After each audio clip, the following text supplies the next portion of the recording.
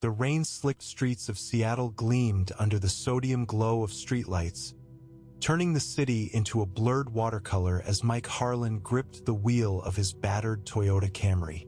It was just past 8 on a drizzly Tuesday evening, the kind of night where the wipers slapped rhythmically against the windshield like a metronome counting down to exhaustion. Mike's dashboard clock blinked 8:17, and his phone, mounted crookedly on the vent, buzzed with another Uber ping. He sighed, the sound lost in the patter of rain on the roof, and accepted the ride without a second thought. At 38, with a divorce settlement still nipping at his heels, and a stack of medical bills from his mom's last round of chemo gathering dust on the kitchen table, every fare counted. But tonight, like most nights, he was running on fumes. Black coffee from the 7-Eleven and a vague hope that the tips would cover rent. Mike adjusted the rearview mirror, catching a glimpse of his reflection. Stubble shadowing his jaw, eyes ringed with the faint purple of too many late shifts. He wasn't the type to complain, though. Born and raised in the Pacific Northwest, he'd spent his 20s hauling lumber in the Cascades before the mills started closing. Now, Uber was his lifeline, a way to keep the lights on in his cramped one-bedroom apartment in Capitol Hill. His primary desire these days was simple stability. A few good months without surprises, enough to squirrel away for a used truck that wouldn't conk out on I-5.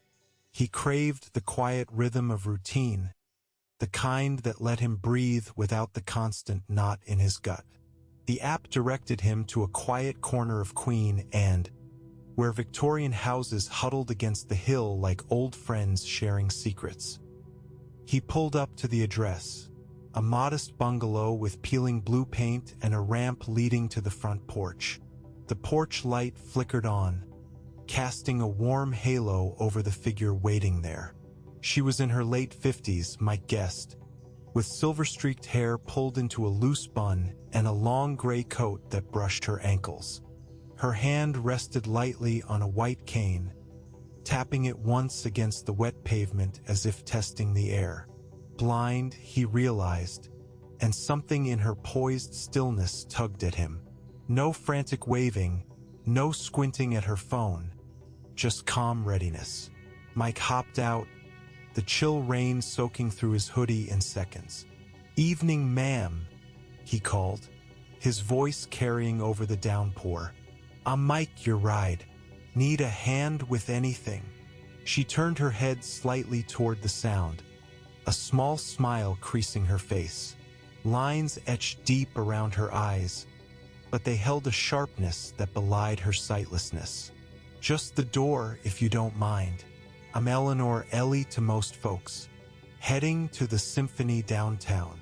He nodded, even though she couldn't see it, and opened the back passenger door, shielding it from the rain with his body. "Symphony, huh? Fancy night out. Here you go. Step lively, it's slick out here." Ellie extended her cane, probing the path to the car, and Mike instinctively reached out, his calloused hand steadying her elbow. Her skin was cool and papery, like old book pages, and she smelled faintly of lavender soap and something earthier, like fresh-baked bread from a nearby window. "Thank you," she said, her voice warm with a Midwestern lilt that stood out against the city's clipped tones.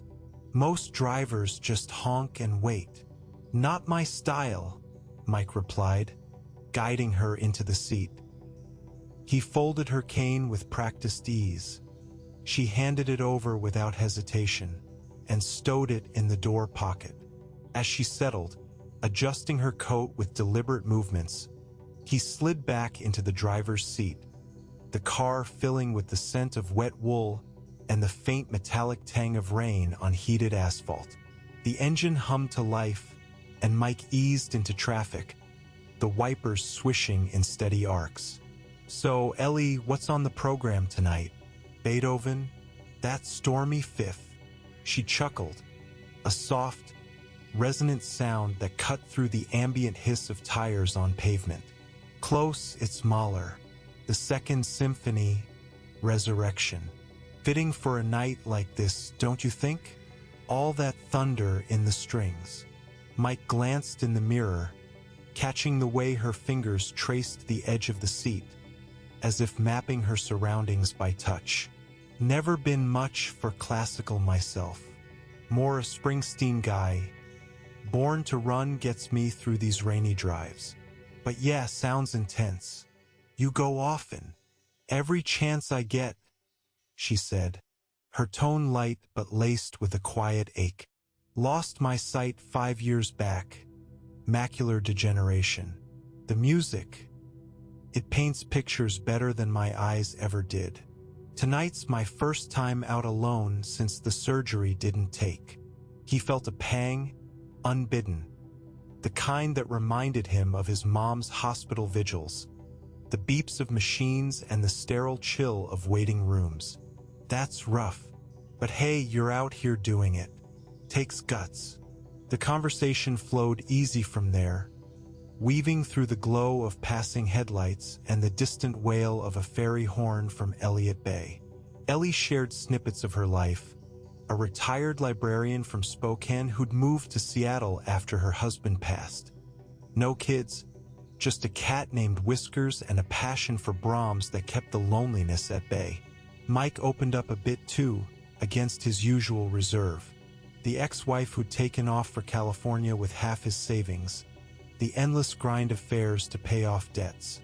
Some nights, this job's all I've got, he admitted, turning onto the viaduct with its sweeping view of the lit-up skyline. But it beats staring at four walls.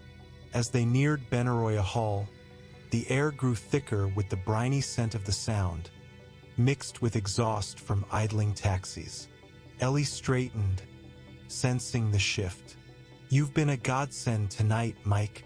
The app says it's $12, but, well, I'm short on cash after the cab ride that fell through earlier. Could I owe you?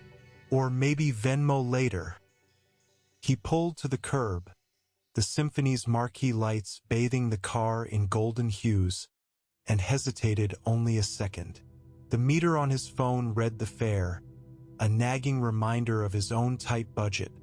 But her earnestness, the way she trusted him without question, tipped the scale. Forget it, he said, killing the engine. This one's on the house. Enjoy the music, Ellie. Sounds like you deserve a break. Her face lit up, genuine surprise softening her features. You sure? That's awfully kind. I won't forget it. He helped her out, unfolding the cane and placing it in her hand, the rain now a fine mist that beaded on his lashes. As she tapped her way toward the entrance, vanishing into the crowd of fur-clad patrons, Mike lingered a moment, watching. A warmth spread in his chest, unfamiliar but welcome, like he'd done something right in a world that mostly felt off-kilter. He fired up the app for the next ping, but as he pulled away, a nagging whisper tugged at him. Her mention of the failed surgery, the way her voice caught on alone. What if she wasn't as okay as she seemed? He shook it off, merging into traffic, but the seed of unease planted itself deep, hinting at complications he couldn't yet see. Hey there, if the story's pulling you in like it is me, hit that subscribe button and drop a comment below. Tell me what you think of Mike so far. Your thoughts keep the tales coming. Back on the road, the night stretched ahead, endless and unforgiving. But for the first time in weeks, Mike felt a flicker of lightness. Little did he know, that simple act of kindness was about to unravel everything.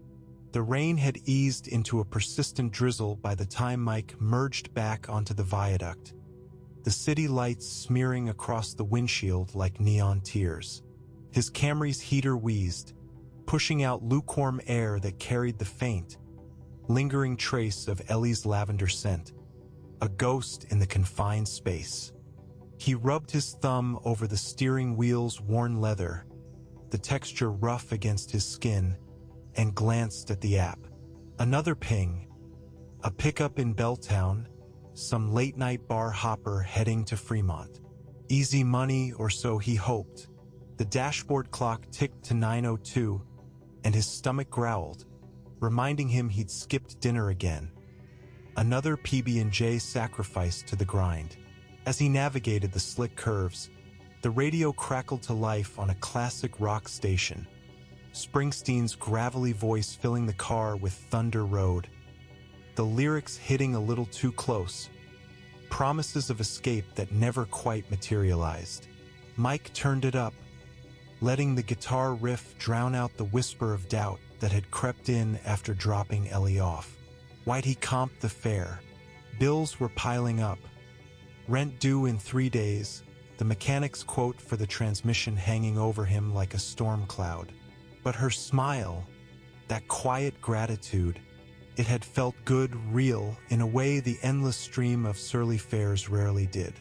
He shook his head, focusing on the road, the tires humming over puddles that splashed up cold spray against the undercarriage.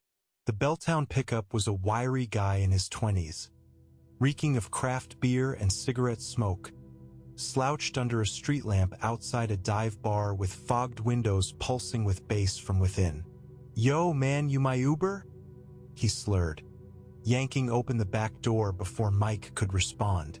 The guy tumbled in, phone clutched like a lifeline, muttering directions that contradicted the app.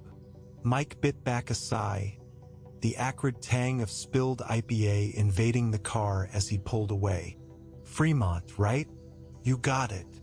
The passenger, Tyler, according to the app, rambled incoherently about a breakup, his voice bouncing off the windows in the humid confines.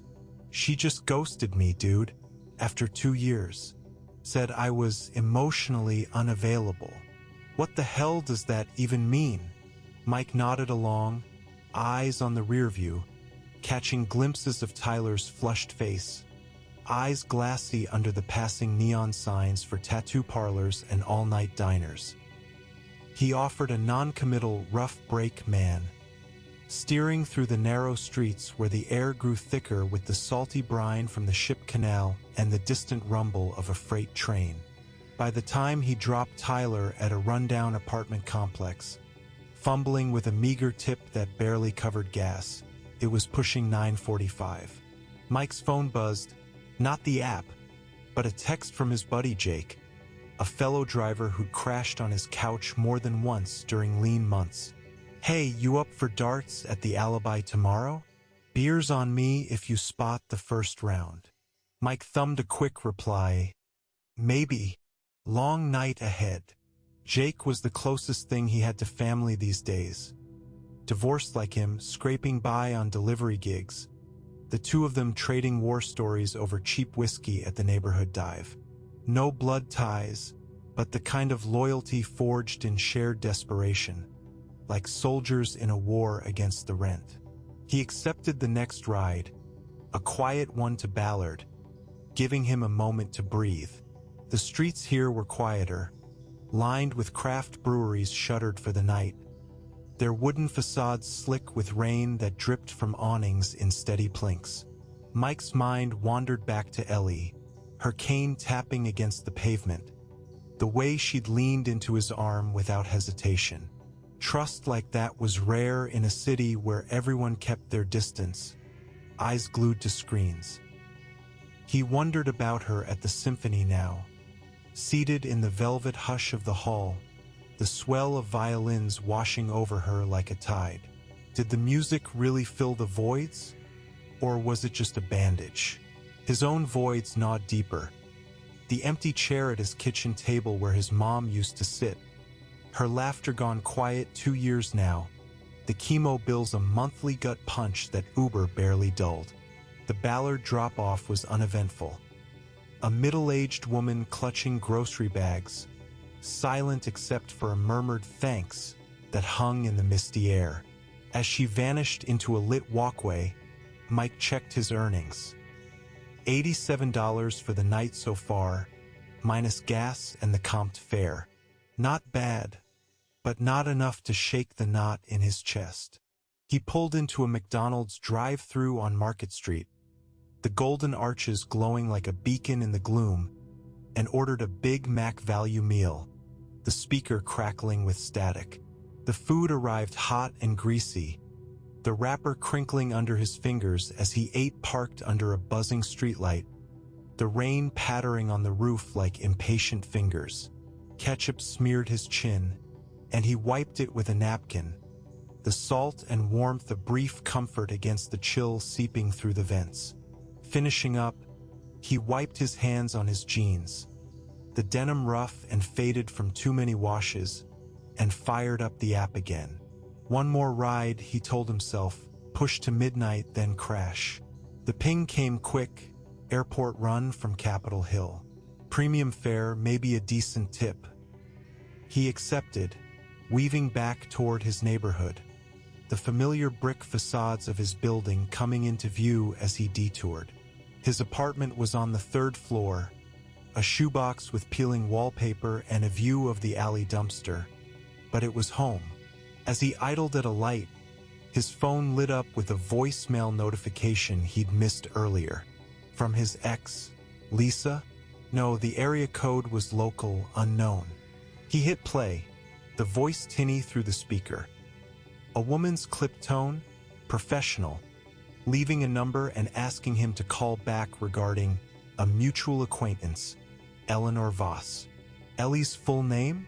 Mike's brow furrowed, the warmth from the burger turning sour in his gut. Who was this? A friend? Family? The light turned green, and he accelerated, but the message lingered, a subtle thread pulling at the edges of his night, hinting at strings attached to that free ride he hadn't thought twice about. The airport run turned out to be a businessman in a rumpled suit, barking orders into his phone about quarterly reports, the scent of his cologne, sharp, citrusy, clashing with the lingering fast food in the car. Mike tuned him out, the freeway lights streaking by in hypnotic blurs, the engine's hum a steady undercurrent to the man's tension. By the time he dropped the guy at SeaTax departures, the clock read 11:30, and exhaustion tugged at his eyelids, heavy as the damp fog rolling in from the sound. He pocketed a solid 20 tip, enough to buy a six-pack on the way home, but that voicemail nagged, an itch he couldn't scratch. Pulling into his building's lot, the gravel crunching under tires, Mike killed the engine and sat for a moment, the car ticking as it cooled. The rain had stopped, leaving the air thick and cool, laced with the earthy petrichor rising from the pavement. He grabbed his jacket, the fabric heavy with moisture, and headed inside, the stairwell's fluorescent buzz echoing his footsteps. Up in the apartment, the door creaked open to the familiar mess. Unopened mail on the counter, a half-empty coffee pot from morning, the faint mustiness of a place too long unoccupied during shifts. He flicked on the lamp, its yellow glow pooling over the sagging couch, and poured a tumbler of bourbon from the bottle Jake had left last visit. Smooth burned down his throat, chasing away the night's chill. Sinking into the cushions, springs groaning under his weight, Mike pulled out his phone and stared at the voicemail again. Mutual acquaintance. What did that even mean? Ellie had seemed so straightforward, a lonely widow chasing solace in strings. But now this call, it felt off like a shadow shifting just out of sight. He hesitated, finger hovering over the callback button, the room's silence pressing in, broken only by the distant drip of a faucet. Tomorrow, he decided, tossing the phone aside.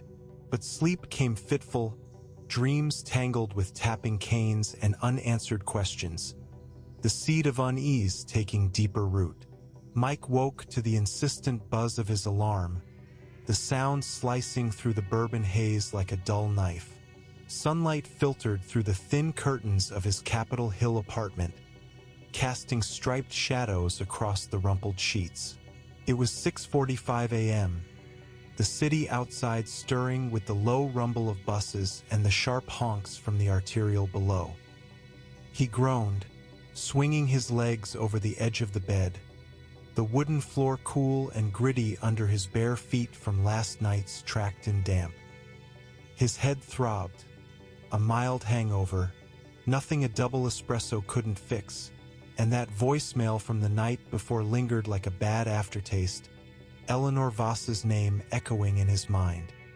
He shuffled to the kitchenette, the linoleum sticky in spots where coffee had spilled weeks ago, and fired up the ancient Mr. Coffee machine. The gurgle and hiss filled the air, mingling with the faint, stale scent of yesterday's takeout. As the brew dripped black and steaming into the pot, Mike splashed water on his face at the sink, the cold tap water shocking his skin, droplets tracing icy paths down his neck. He stared at his reflection in the foggy mirror, bloodshot eyes, the stubble now a full shadow, and rubbed his jaw, deciding to skip the shave. No time for vanities when the app waited. Pouring the coffee into a chipped mug, its ceramic warm against his palms, he sank onto a stool at the counter and pulled out his phone. The voicemail icon blinked accusingly. He hit play again, the woman's voice crisp and efficient. "Mr. Harlan, this is Rebecca Lang from Lang & Associates. I'm reaching out regarding a mutual acquaintance, Eleanor Voss. It's a personal matter, but one that may involve you directly. Please call me back at your earliest convenience." No details, just that number and a pause that stretched like suspense. Mutual acquaintance. Ellie had only given her first name, but Voss rang a bell now. Had she mentioned it in passing during the drive? No, just Ellie. He scrolled through the Uber app's ride history, confirming the details. Eleanor Voss, drop-off at Benaroya Hall, fare waived. His thumb hovered over the callback button, heart picking up a notch, the coffee's bitter steam curling up to sting his eyes. What the hell could this be? A thank you note? Or something worse? Had she left something in the car, some valuable she needed back? He pictured her cane, still tucked in his door pocket, its white length innocuous. But the tone of the message felt formal, legal, like the calls he'd gotten from collection agencies after the divorce. Mike set the mug down, the ceramic clinking sharply, and dialed. It rang twice before a receptionist picked up, her voice polished. "Lang & Associates? How may I direct your call?" Yeah, Mike Harlan returning a call for Rebecca Lang. About Eleanor Voss." He leaned against the counter, the edge digging into his hip, the apartment's morning quiet broken by the distant coo of pigeons on the fire escape. One moment, hold music piped in, some innocuous piano tinkles that set his teeth on edge. Then, a click, and Rebecca's voice came on, warm but businesslike. "Mr. Harlan? Thank you for calling back so promptly. I'm Ms. Voss's attorney. She asked me to contact you regarding last night's ride." Mike's grip tightened on the phone, the plastic creaking. "Ride? Yeah, I drove her to the symphony. No big deal. She forget something?" A brief pause, papers rustling on her end, the sound faint but clear over the line. "Not exactly. Ms. Voss was deeply touched by your gesture, waving the fare like that. She's not one to accept charity lightly, but she wanted to express her gratitude properly. And, well, there's more to it. She's in a delicate situation health-wise, and your kindness stood out. Could we meet, perhaps over coffee? I'd like to discuss a small token of appreciation on her behalf." His mind raced, the coffee cooling untouched beside him. Token? Like a tip after the fact? Or something bigger? Ellie's face flashed in his thoughts, those sharp, unseeing eyes, the quiet vulnerability in her laugh. Sure. When? Today, if possible. Say, noon at the Elliott Bay Book Company in Pioneer Square? It's quiet there. Mike glanced at the clock. Plenty of time for a morning shift before then. Yeah, I can make that. But what's this about, exactly? She okay? She's fine, Mr. Harlan. Better than fine, thanks in part to you. See you at noon. The line clicked dead, leaving him staring at the screen, a mix of curiosity and wariness churning in his gut like the dregs of his coffee. He downed the rest in one gulp, scalding his tongue, and headed out, locking the door with a jangle of keys. The hallway smelled of cooking grease from the neighbor's breakfast, and the elevator whined down to the lobby, where the doorman's radio droned weather updates. Partly cloudy, high in the low 60s. Outside, the air was crisp, carrying the fresh bite of pine from a nearby park and the underlying exhaust from crawling traffic. Mike slid into his Camry, the seat leather cracked and warm from the sun, and fired up the app. Morning fares were usually mellow, commuters nursing hangovers or parents shuttling kids.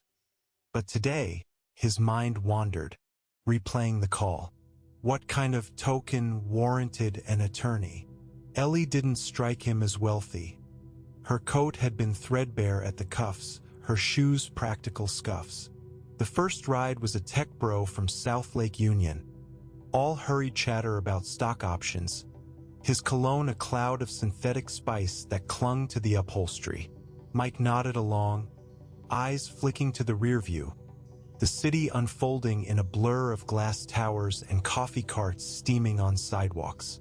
By 10:30, he'd banked $20, enough to ease the morning's edge, and detoured to a drive-through for a refill, black, no sugar, the paper cup sweating condensation onto his thigh. Pioneer Square loomed as he approached, its historic bricks and ironwork a contrast to the sleek downtown spires.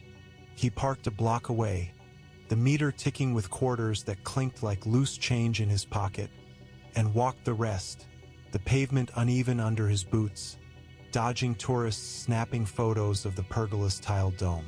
Elliott Bay Book Company sat nestled in the old Schwabacher building, its windows stacked with colorful spines, the air inside thick with the musty comfort of aged paper and fresh ground beans from the attached cafe.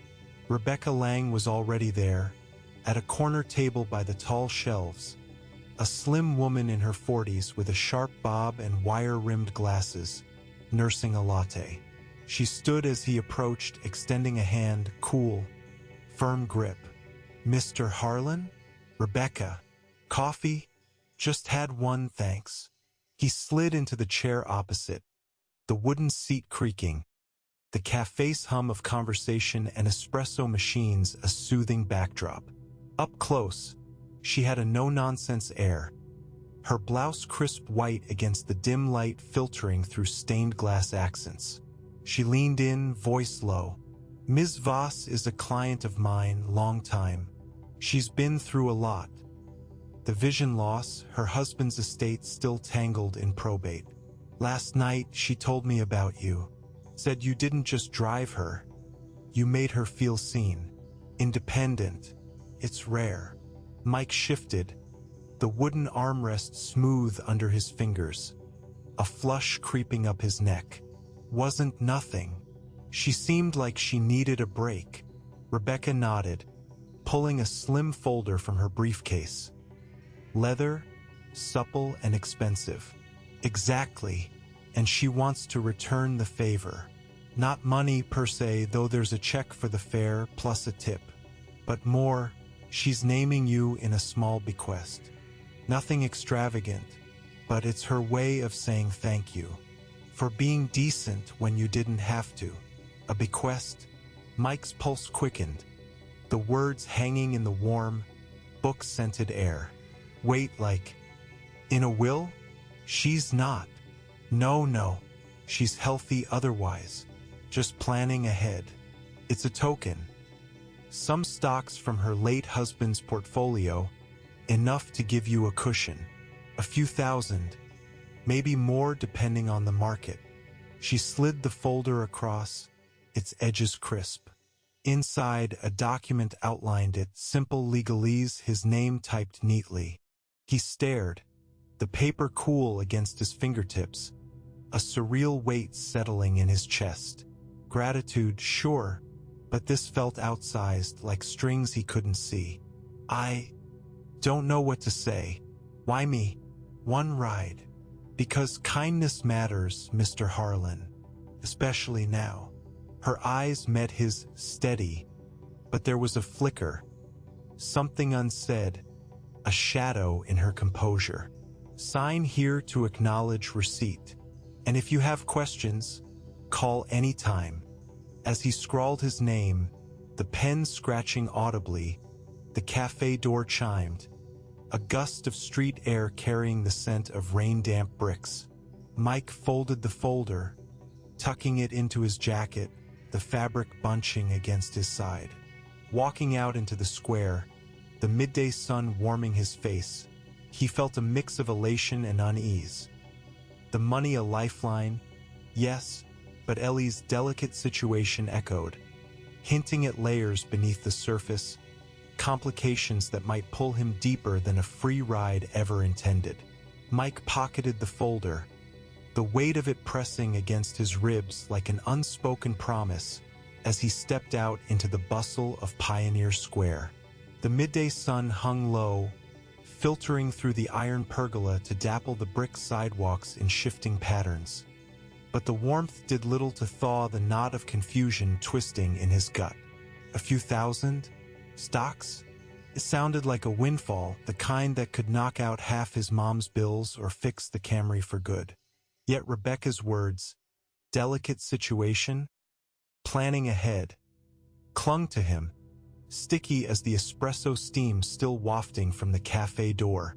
He needed air, space to think, so he fired up the app on his phone, the screen glaring bright against the overcast sky threatening more rain. The first ping came quick, a ride from the square to the university district, some student hauling textbooks in a battered backpack. Mike slid into the driver's seat, the vinyl warm from the sun baking through the windows, and adjusted the rear view, catching his own furrowed brow. The kid climbed in, all lanky limbs and nervous energy, muttering about a midterm on Keynesian economics. Dude, it's brutal, supply and demand curves everywhere, he said, the scent of instant ramen and fresh printer ink filling the back. Mike hummed agreement, navigating the steep hills where cable cars clanged in the distance, their bells sharp against the hum of pedestrian chatter. But his mind was elsewhere, replaying the attorney's measured tone, the way her eyes had darted to the folder like it held more than gratitude.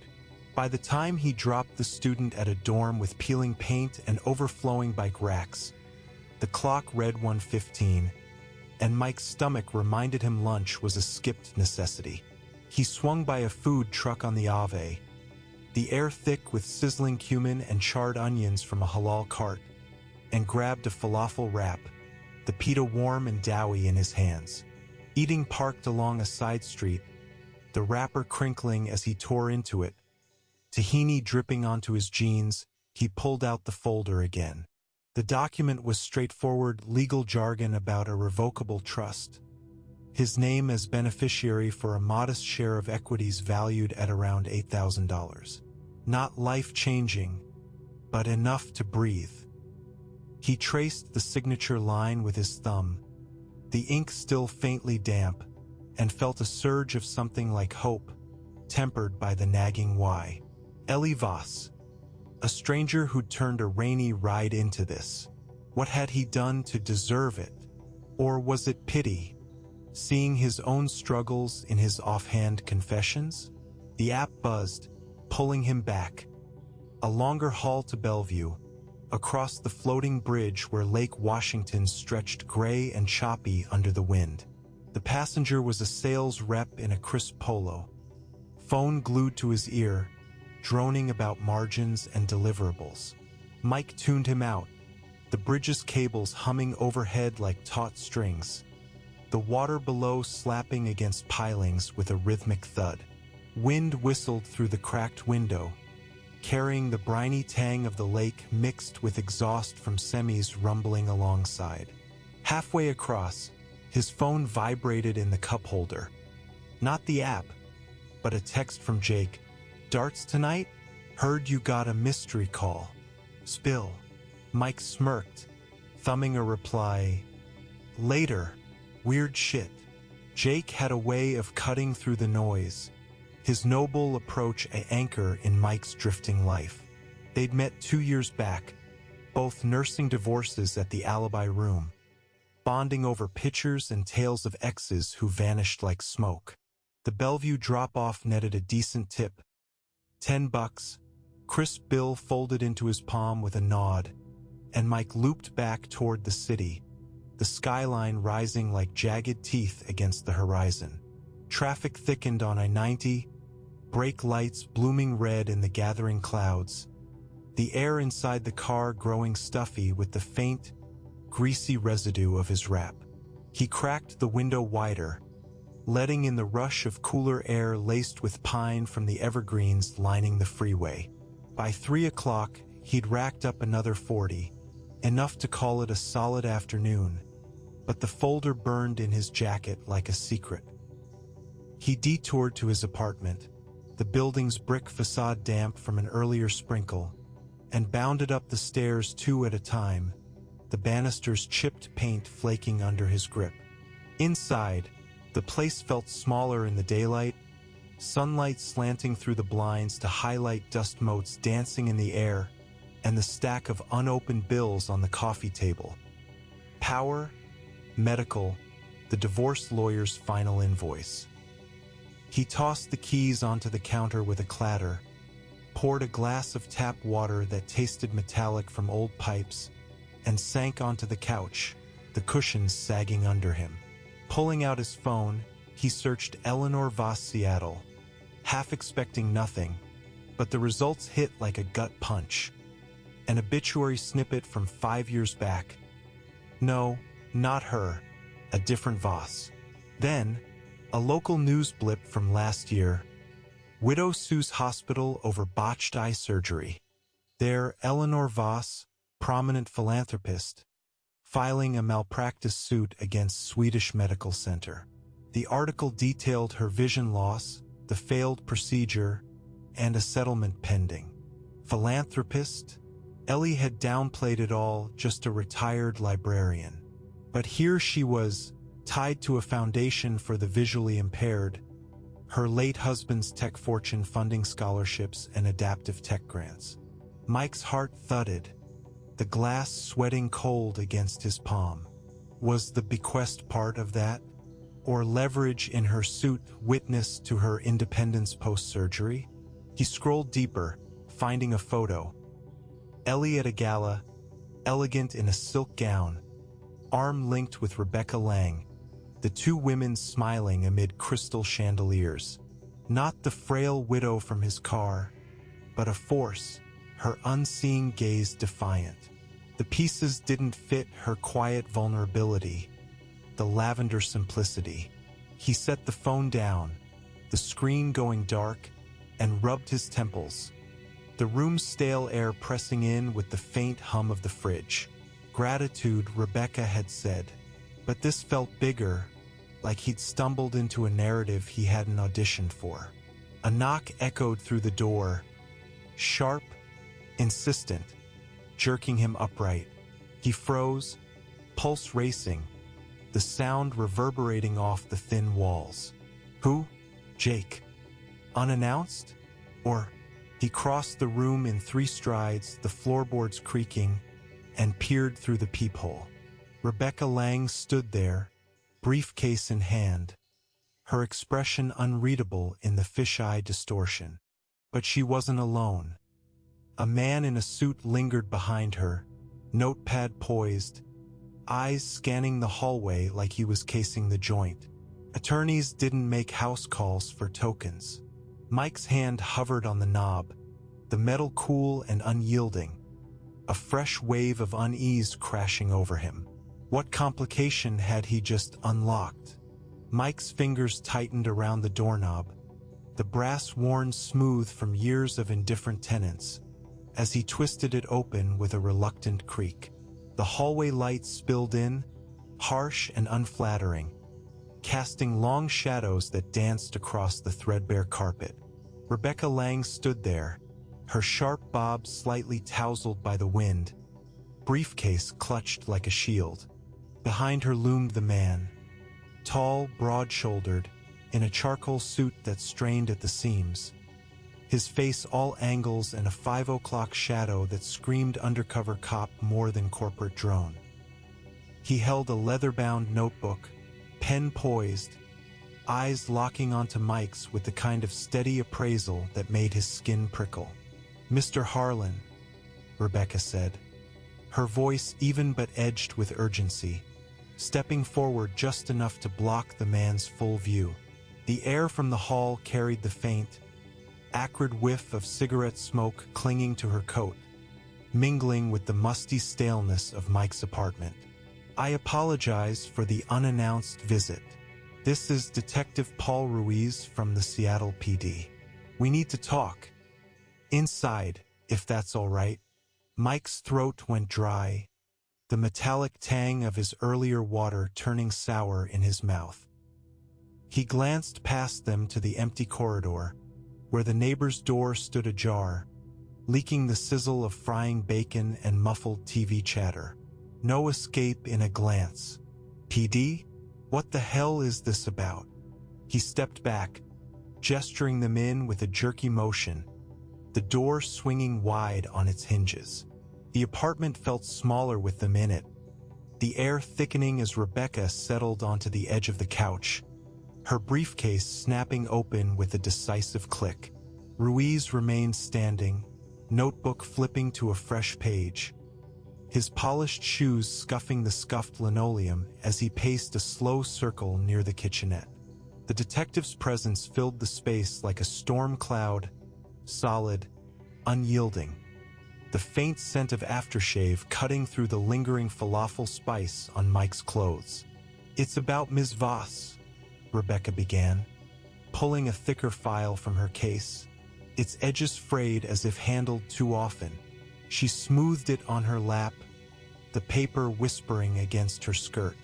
"I told you she was in a delicate situation. The malpractice suit I mentioned, it's more complicated than a simple settlement. There are allegations, embezzlement from her husband's foundation.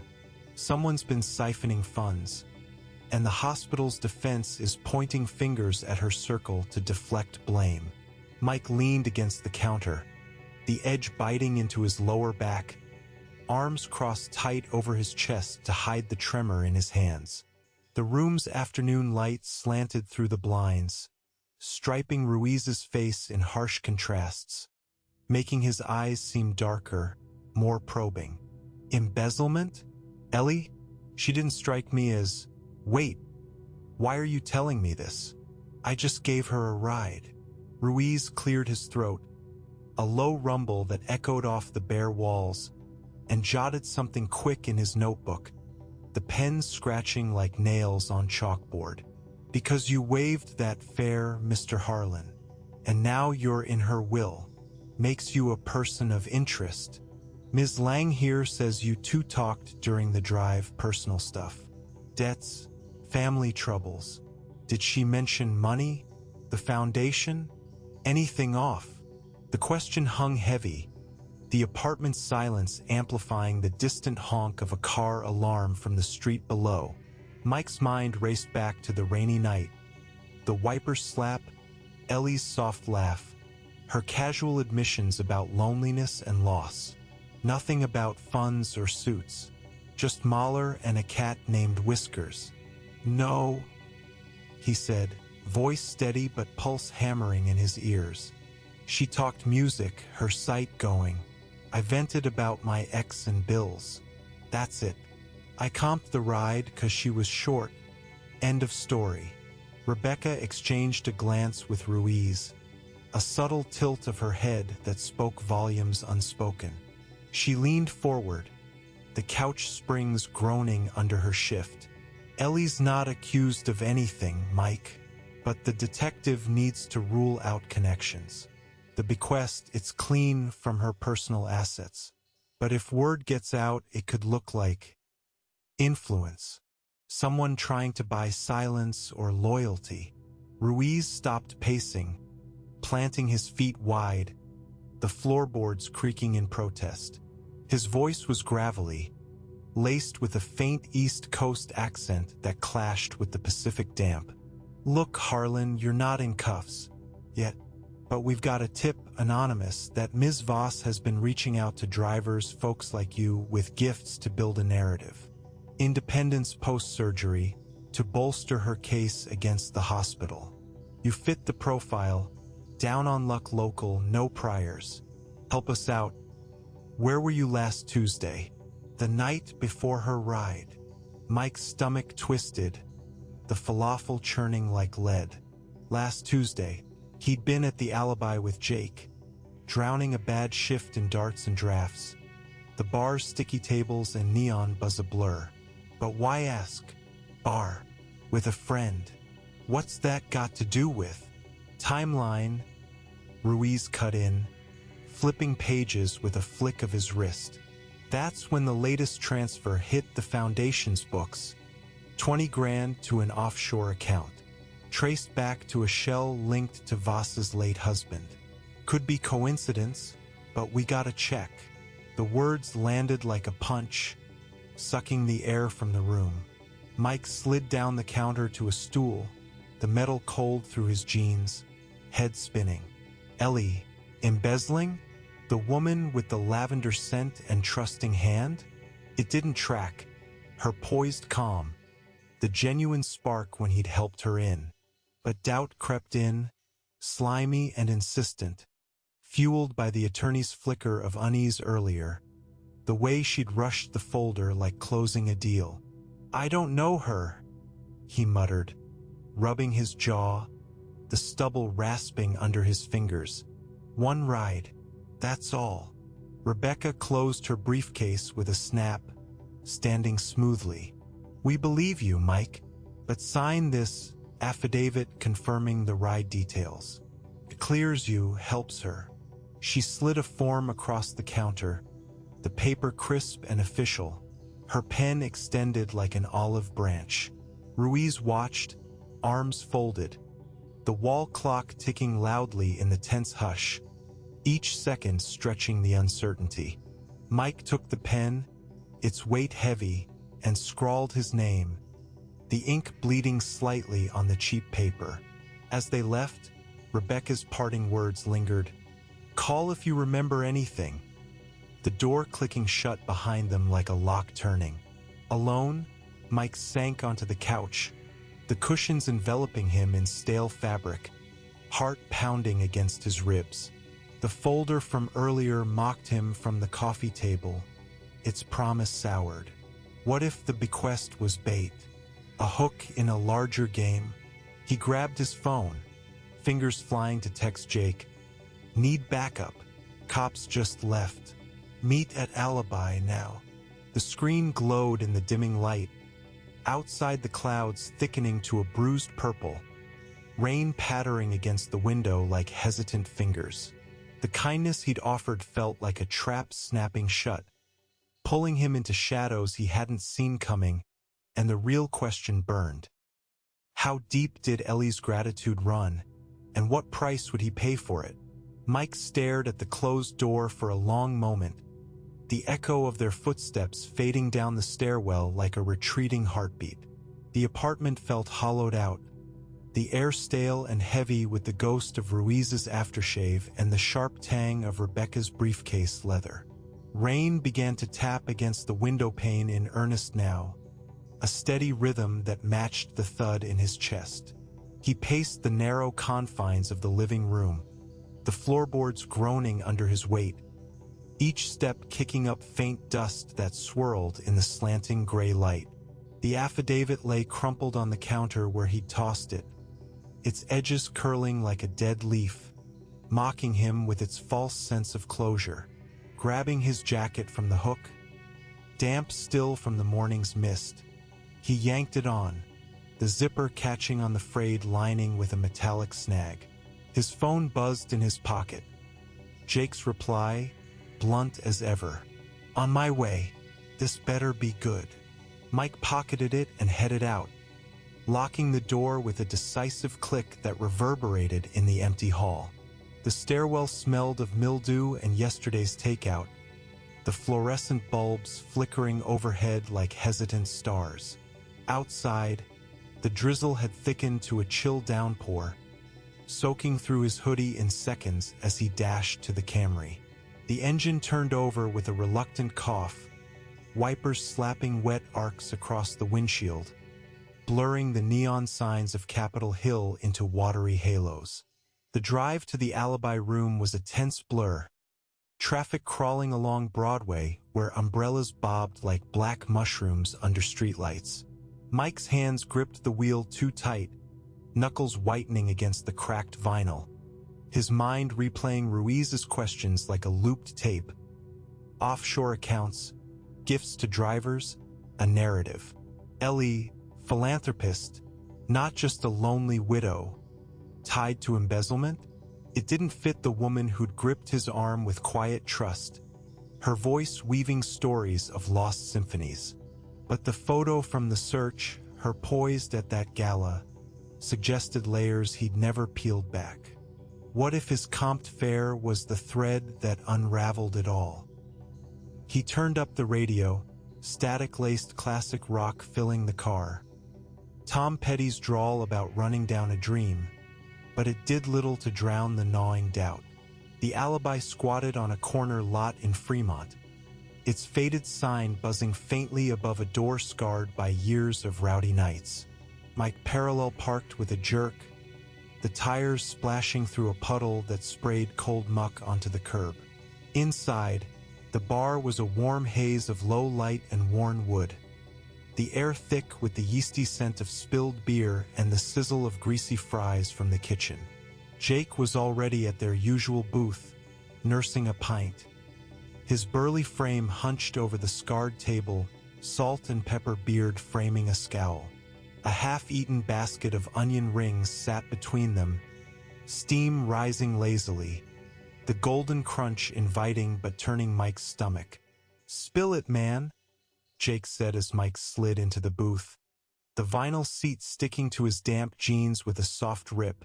Jake's eyes, sharp blue under bushy brows, scanned him like he was reading a bad fare review.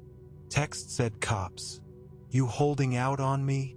Mike flagged the bartender with a nod, PBR tall, and leaned in, voice low against the murmur of patrons and the jukebox crooning an old Eagles tune.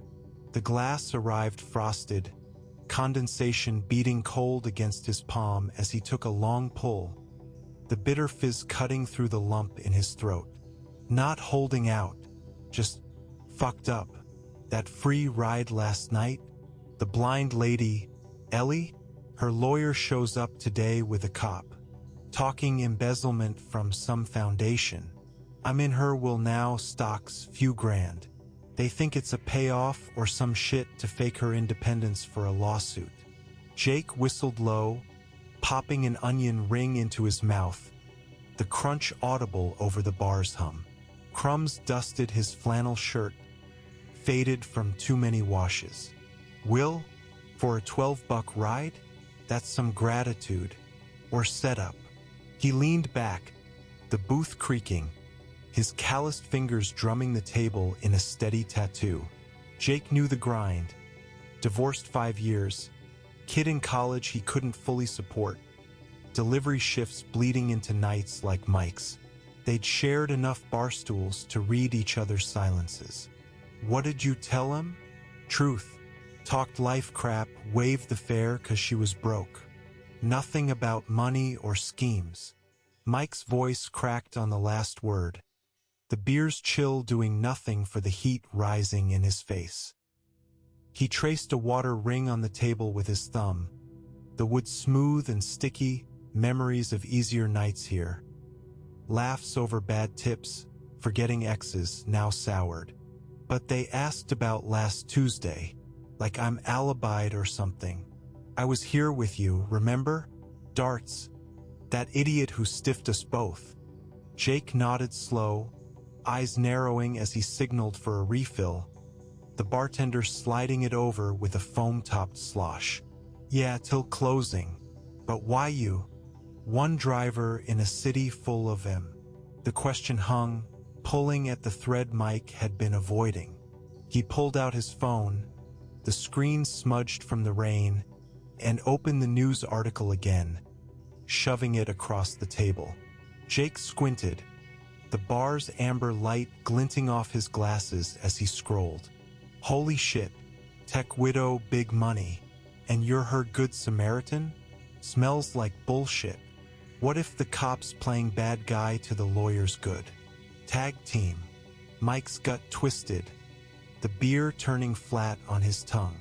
Outside, thunder rumbled distant, vibrating the windows with a low growl, the rain sheeting down in relentless waves. Ruiz, the detective, seemed straight, but Rebecca, she pushed that affidavit like it was candy. Said it clears me, helps Ellie. Now I wonder if it's leverage. What if I sign away my ass without knowing? Jake drained his pint, setting it down with a thud that rattled the rings basket. Call her bluff. Or mine, let's dig. I know a guy, ex-cop turned PI, owes me from that delivery bust last year. Cheap rate for you. His grin was wolfish, cutting the tension like a knife, but his eyes held the same wariness Mike felt, a shared instinct for when the road ahead curved wrong. They hashed it out over another round, the bar filling with the after-work crowd. Laughter spiking sharp, glasses clinking in toasts to forgotten woes. Mike's phone stayed silent. No calls from Rebecca, no pings from the app he'd ignored. By 7 o'clock, the sky outside had darkened to ink, streetlights pooling orange on the wet pavement. Jake clapped his shoulder as they stepped out, the door swinging shut behind them with a jangle of bells. Tomorrow, man. I'll text the PI. Sleep on it, but not too sound. Something tells me this ride's just revving up. Mike nodded, rain slicking his hair as he jogged to the car, the cold seeping through to his bones.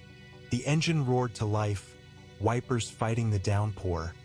But as he pulled away, headlights cutting twin beams through the storm, a new ping lit his phone. Not Uber, but an unknown number. A text, Mr. Harlan, it's Ellie. Heard about the visit. We need to talk. Tomorrow, my place. Attached an address in Queen and the bungalow from that night. His thumb hovered, heart slamming against his ribs like the rain on the roof. Talk or trap? The invitation dangled like a hook, promising answers but baited with deeper shadows, escalating the stakes into territory he wasn't sure he could navigate alone. Mike tossed his phone onto the passenger seat, the screen's glow fading into the dashboard's faint blue as he merged onto the slick arterial, rain lashing the windshield in furious sheets. The wipers thrashed like overworked heartbeats, smearing the taillights of the car ahead into crimson streaks, while the Camry's tires hissed over standing water, sending sprays arcing into the night. His fingers drummed the wheel, slick with condensation, the leather grip worn thin from countless shifts. Ellie's text burned in his mind. We need to talk. Simple words that twisted like a knife in the dark. Her place? Back to that bungalow on the hill, where it all started under the porch light's hesitant flicker. Part of him wanted to delete it, block the number, pretend the whole mess was a bad dream fueled by too much bar talk and bourbon chasers. But curiosity clawed deeper, mingling with the fear that Ruiz's notebook had already marked him as more than a witness. He cranked the heat, the vents blasting stale air that carried the faint, lingering grease from the alibi's onion rings, doing little to chase the chill settling in his bones. Capitol Hill blurred past, neon-lit cafes shuttering their awnings against the storm, umbrellas inverting in gusts that rattled the chain-link fences of alley lots. By the time he pulled into his building's lot, the clock on the dash glowed 8:47, the rain a relentless drum on the roof that muffled the gravel crunch under tires. He killed the engine, the sudden quiet amplifying his ragged breaths, and sat there, staring at the text again. Jake's words echoed. Something tells me this ride's just revving up. Yeah, and Mike was the one gripping the wheel blind. Upstairs, the apartment door stuck in the frame from the humidity, swinging open with a protesting groan that echoed his mood. He flicked on the lamp, its bulb humming to life and casting long shadows over the clutter. The affidavit half buried under junk mail, the folder from Rebecca peeking out like a guilty secret. He shrugged off his jacket, water pooling on the linoleum in dark splotches, the fabric heavy and sodden against his skin. The fridge hummed in the corner, its light spilling cold and white as he grabbed a beer. The aluminum can icy and slick, popping open with a sharp hiss that cut the silence. He sank onto the couch, springs sagging under him, and took a long pull, the bitter foam coating his tongue, chasing the sour knot of paranoia. What was Ellie's angle? Philanthropist suing for her site, tangled in theft accusations. Did she see him as an ally, a pawn, or a loose end?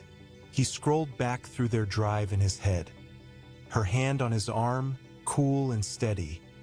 The way she'd laughed at his Springsteen quip, a real spark in the dim car.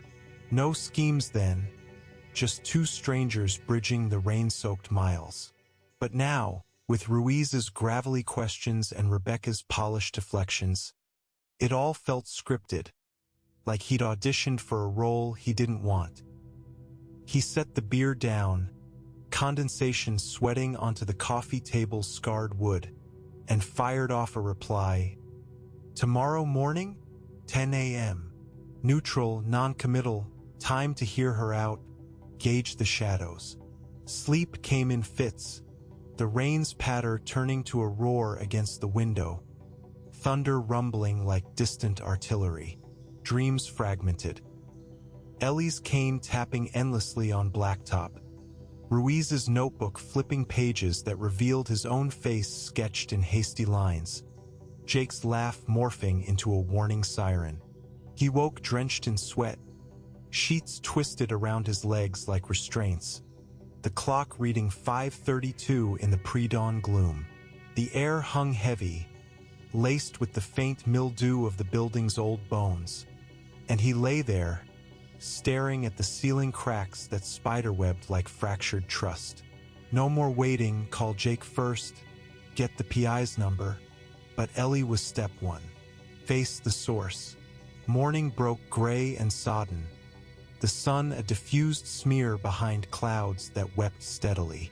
Mike showered quick, the water scalding then tepid, steam fogging the mirror where he wiped a streak to shave.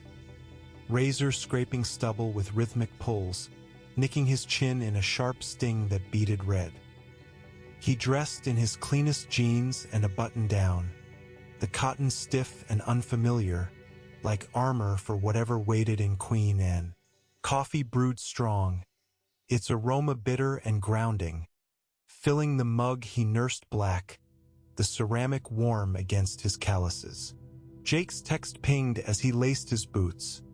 PI's name is Torres. Number attached. Call after you see her. Don't sign shit. Mike pocketed the info, grabbed his keys with a jangle, and headed out, the hallway's fluorescent buzz chasing him down the stairs. The drive wound uphill through mist-shrouded streets, the Camry laboring against the incline, engine whining as brakes grabbed on the curves. Queen Anne's Victorians loomed like silent judges, their gables dripping, lawns slick with fallen leaves that squelched under tires. Ellie's bungalow came into view at 9:58. The blue paint even more faded in daylight, the ramp glistening wet. No car in the drive, just a delivery van idling across the street, its engine idling low. Mike parked curbside, rain ticking on the roof like impatient Morse, and stepped out, hood up against the drizzle that soaked his cuffs immediately. The air smelled of wet earth and distant evergreens, the hill's chill seeping through his shirt. He approached the porch, wooden steps creaking under his weight, and knocked, 3 firm raps that echoed hollowly. The door opened after a beat, not Ellie, but a younger woman in scrubs, her ponytail damp and face etched with fatigue. "You must be Mike," she said, voice soft but efficient, stepping aside with a gesture. The foyer enveloped him in warmth, the scent of chamomile tea and polished oak, a stark contrast to the storm outside. "I'm Sarah, her home aide. Ms. Voss is in the living room, go on in. She's expecting you." Mike nodded, wiping his boots on the mat, the fibers rough against the rubber soles, and followed the hall's dim glow. Ellie sat by a bay window, cane propped against her armchair, a knit afghan draped over her lap like a shield. Sunlight filtered through lace curtains, dappling her silver hair in soft halos, but her face was drawn, lines deeper than the night of the ride. She turned toward the sound of his steps, unerring, a small smile breaking through the weariness. "Mike, thank you for coming. Sit, please, the chair across from me." He lowered himself onto the cushions, the fabric plush and yielding, a far cry from his sagging couch. The room hummed with quiet life, a clock ticking on the mantel, the faint rustle of pages from a braille book nearby, the tea steam curling lazy in the air. "Ellie," he started, voice rough from the sleepless night, "your text? The lawyer, the cop, what's going on? They think I'm involved in something." She sighed, fingers tracing the afghan's edge, the yarn soft and looped under her touch. "I should have warned you. The suit against the hospital, it's unearthed vipers. My husband's foundation, the money. Someone close has been stealing, framing it on me to discredit the case. Rebecca thought the bequest would be a quiet thank you, but it drew eyes. Ruiz is thorough but misguided. You were kind, no agenda. I just wanted to repay that." Mike leaned forward, elbows on knees, the wood armrest cool under his palms. Rain drummed the window like fingers tapping secrets. "Repay? With stocks? And now I'm person of interest? I waived a fare, not signed on for this." Her head tilted, the smile fading to something raw, vulnerable. The same ache from the car, amplified. "I know, but your story, our drive, proves I'm capable, independent. Post-surgery, they claim I'm unreliable, a liar about the procedure. If I can show real connections, real kindness without strings, it bolsters everything." She paused, reaching for a side table, her hand finding a small box, velvet worn. "This isn't leverage. It's personal. Open it." He took it, the fabric smooth and dust-moted in the light, lifting the lid with a soft creak. Inside, a pocket watch, gold and engraved, "To E, Forever HV." Her husband's? The chain gleamed, heavy in his palm, ticking faintly like a hidden pulse. "Why me?" he whispered, the metal warm from her touch. "Because you saw me," she said simply, voice cracking on the edge. "Not the blindness, the lawsuit, the money. Just Ellie." Thunder rolled outside, shaking the panes, and in that vibration, Mike glimpsed the complication. The watch wasn't just a gift. Tucked in the box's lining was a folded note, Handwritten, braille embossed on one side, ink on the other. His eyes scanned the print. Coordinates, a date last Tuesday, and a name, Torres. The PI? No, wait, his gut dropped. The name linked to the offshore transfer Ruiz mentioned. Ellie's aide called from the kitchen then, voice urgent. Ms. Voss, your medication. But as Ellie rose, steadying on her cane, Mike's phone buzzed. Ruiz.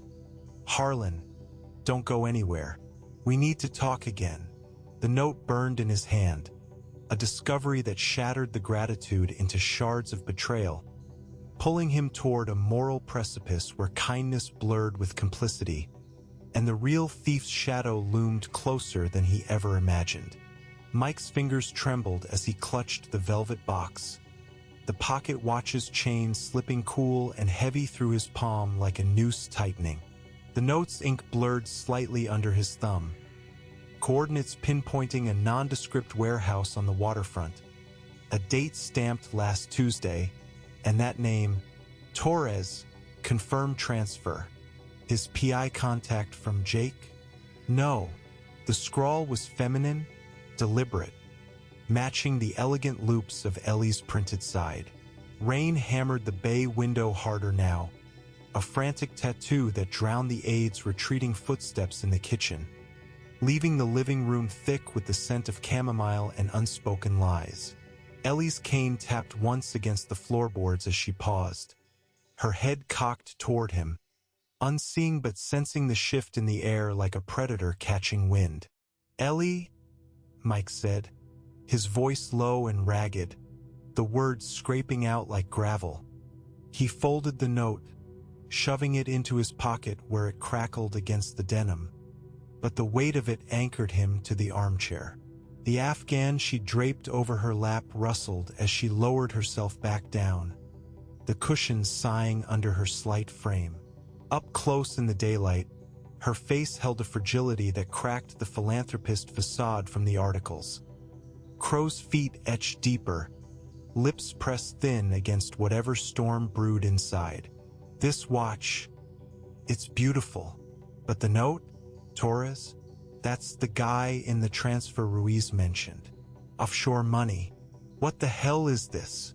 She froze, her hand midway to the armrest, fingers splaying white-knuckled against the wood.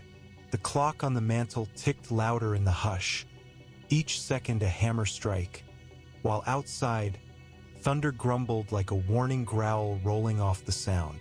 Mike, that wasn't meant for you. Her voice wavered, the Midwestern lilt fraying at the edges. No longer the warm storyteller from the car, but a woman cornered, breath shallow and quick. The room's warmth turned cloying, the oak paneling closing in, laced with the faint, underlying must of old books stacked on shelves.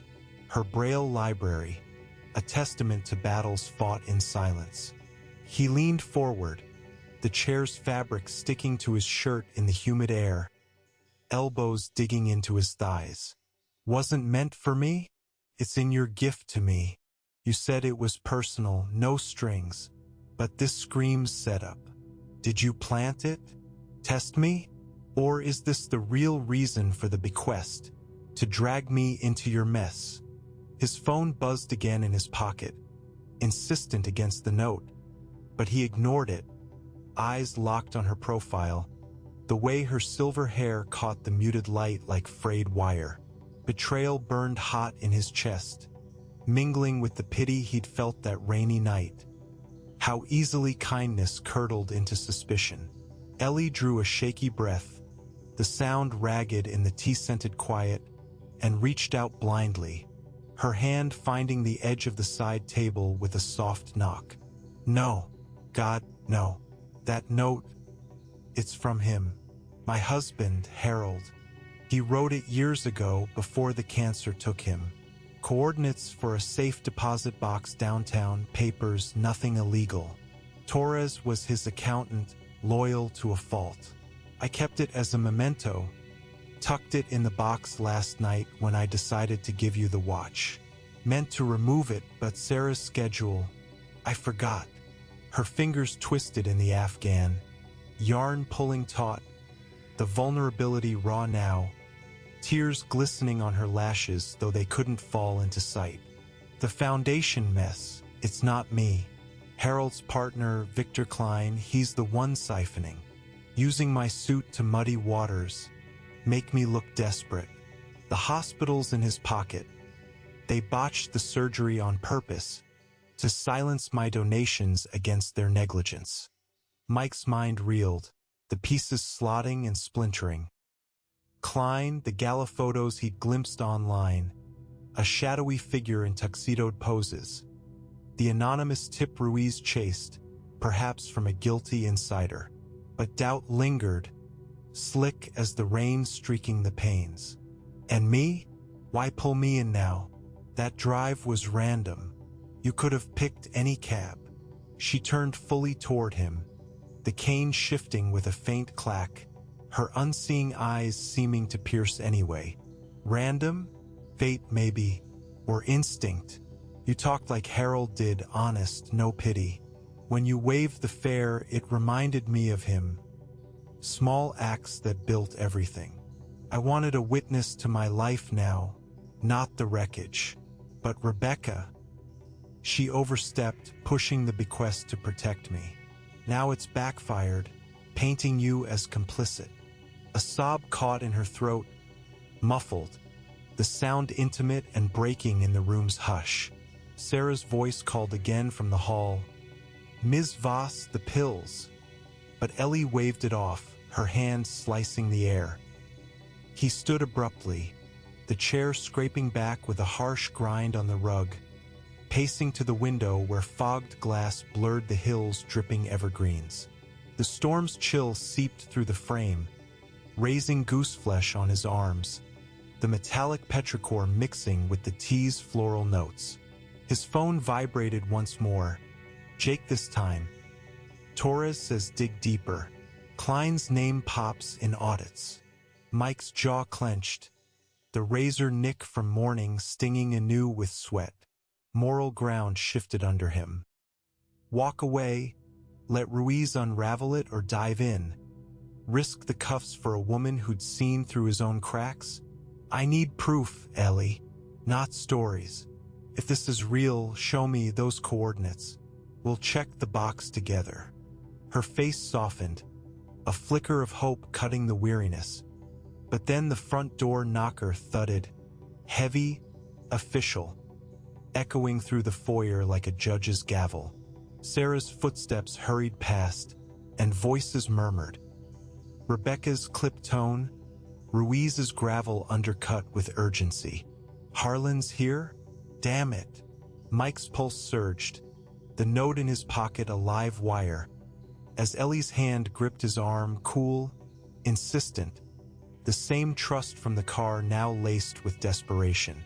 Stay, she whispered, breath warm against his sleeve. Please, they're coming for me, for us. The door swung open down the hall, footsteps approaching like an incoming tide, crashing the fragile sanctuary and forcing Mike's hand. Ally or adversary in a web tightening faster than the storm outside, where every choice edged him closer to the brink. The footsteps grew heavier in the hall, a deliberate cadence that synced with the thunder's fading rumble outside, each thud vibrating through the oak floorboards like a countdown.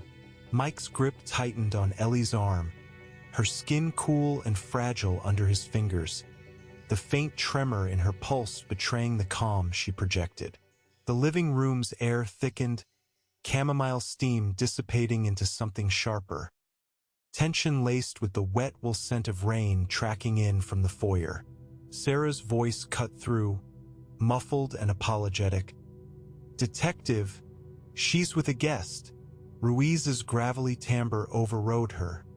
Close now, boots scuffing the runner rug. Ms. Voss, we have a warrant. For the house, the safe deposit box, everything tied to the foundation. The words landed like a gavel, and Mike's stomach plummeted. The note in his pocket suddenly a burning coal against his thigh. Ellie straightened, her cane rising like a scepter, the white tip tapping once against the floor, a defiant punctuation. "Paul, this is uncalled for. Mike Harlan is here at my invitation. He's no part of this."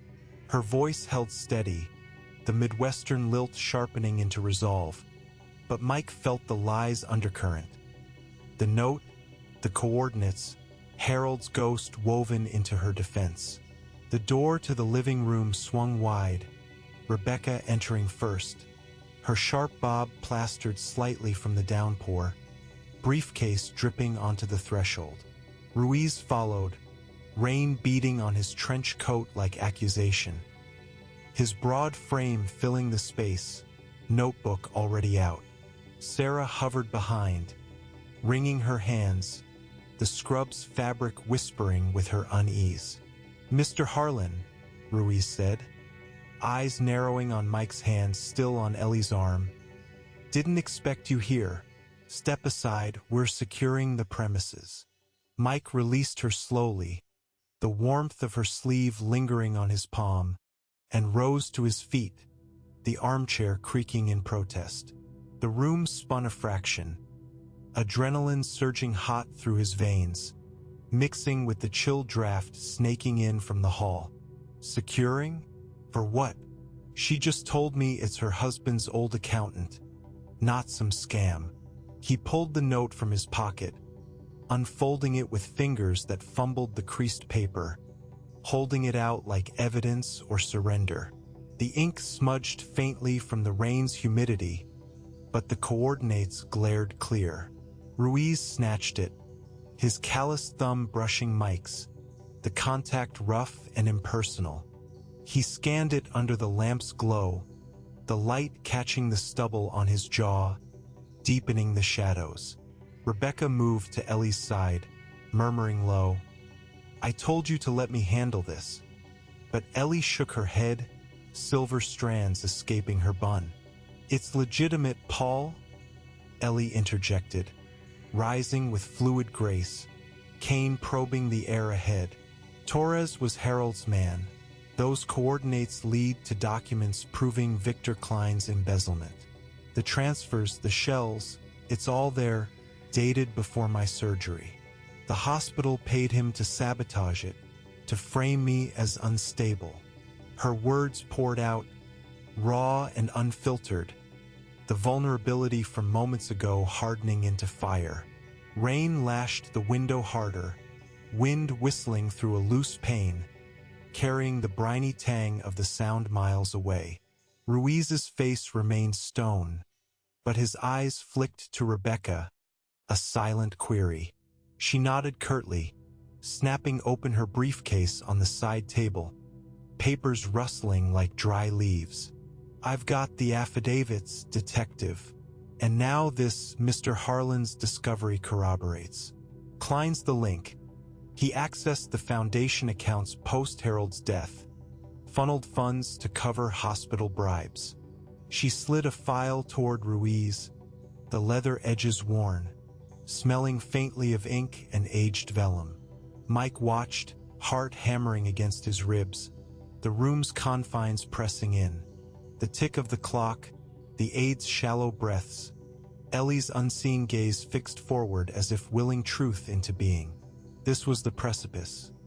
Back out, claim ignorance, or stand, risk the web ensnaring him too. Memories flashed, the rainy drive, her laugh cutting the wiper's rhythm, his own confessions spilling like relief. Kindness he'd thought simple as comping a fare. Now it bound him here, facing the detective's scrutiny. Ruiz pocketed the note, his pen scratching furious notes, the sound grating like suspicion. "If this checks out, fine. But you're both coming downtown, statements, full rundown. Harlan, you touch anything else?" His stare bored into Mike, heavy as the storm's aftermath. "No," Mike lied smoothly, the word tasting metallic on his tongue, but his decision crystallized. Ally. For her trust. For the man he'd glimpsed in himself that night. "Just the watch." And this. He lifted the velvet box, the chain glinting, a talisman against the chaos. Hours blurred into the stark fluorescence of the precinct. Rain sluicing down windows that overlooked the lit-up viaduct. Tires hissing below like endless whispers. Statements dragged. Mike recounting the drive, the visit, the notes reveal. Ellie detailing Klein's betrayal, her voice unwavering under the interrogator's fluorescent glare. Rebecca wove legalese like a shield, procuring warrants on the spot via frantic calls. By midnight, the pieces locked.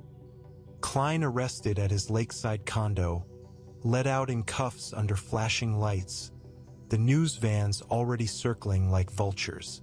Mike emerged into the pre-dawn mist, Ellie on his arm again, her cane tapping the precinct steps with finality. The air hung cool and cleansed, petrichor rising from the pavement, the city's pulse steadying. "You didn't have to stay," she said softly, the lavender soap faint under the damp. "But thank you, truly." He squeezed her elbow gently, the gesture familiar now. "Yeah, I did. That ride. It was the first decent thing in a while. No stocks, no bequest. The complications had stripped it bare, leaving something purer." Weeks later, the suit settled, hospital liable, foundation cleansed, Ellie's independence affirmed in court records that quoted Mike's affidavit like a cornerstone. He sold the watch back to her for a symbolic $1, the tick of it now on his mantle, a reminder of choices that bent fate. The Camry got its transmission fixed, bills eased by a quiet settlement share, but the real windfall was Jake's standing invite to darts, no longer shadowed by debts. Mike drove on, fares blending into routine, but some nights, under sodium lights, he'd spot a silver bun on a porch and pull over. Not for the app, but the pull of connection, the road less traveled by kindness unbroken. Hey folks, that twist had me on the edge. What's your take on Mike's choice? Did he do the right thing? Subscribe if you want more stories like this, and share your thoughts in the comments. Your voice keeps the journey going.